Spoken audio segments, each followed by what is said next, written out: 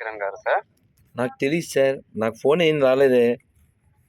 వచ్చాయి సార్. మీరు ఎంతమంది ఫోన్ చేసినా కానీ డిబేట్కి ఎందుకు రావట్లేదు సార్? మీకు ఏమైనా ప్రాబ్లమా లేకుంటే కాదు, మీరు ఎవరండి? మీ పేరు? నా పేరు మధు సార్. మధు గారు, గుంటూరు. ఆయన ఎవరు? కిరణ్ గారు ఎవరు సార్? కిరణ్ గారు ఎవరండి? సత్య కిరణ్ గారు అని చెప్పి మీరు మాట్లాడుతూ ఉంటారు కదా ఐ డ్రీమ్ లో, సుమన్ టీవీలో. ఓకే, అలా మాట్లాడిన దానికి మీరు ఛాలెంజ్ ఇచ్చారంట కదా. ఓకే. దానికి సంబంధించి కాల్ చేశారంట కదా సార్. మీరు ఫోన్ లిఫ్ట్ చేయకుండా ఎందుకో కట్ చేయండి సార్. చాలా గొర్రెలు కదా, చాలా గొర్రెలు ఉంటాయి కాబట్టి. ఏమండి? అందరిని గొర్రెలు అంటారు. నేను అంటలేదు సార్, ప్లీజ్. నేను అంటలేదు, అది బైబిల్లో ఉంది. మనకు విజయవాడలో అయితే గొర్రెపిల్ల సంఘం ఉంది, అది కాదు పాయింట్. ఇప్పుడు మీరు ఏం చెప్పాలనుకుంటున్నారు?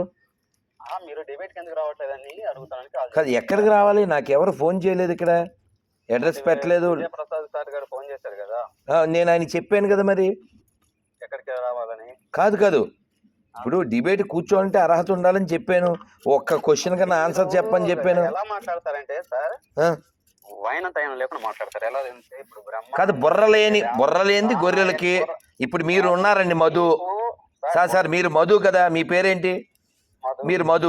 నా నియమాలు ఉన్నాయి కదా, కండిషన్ లేకుండా ఎలా? మీరు వాట్సాప్ ఇదేనా? వినండి, మీకు వాట్సాప్ ఇదేనా?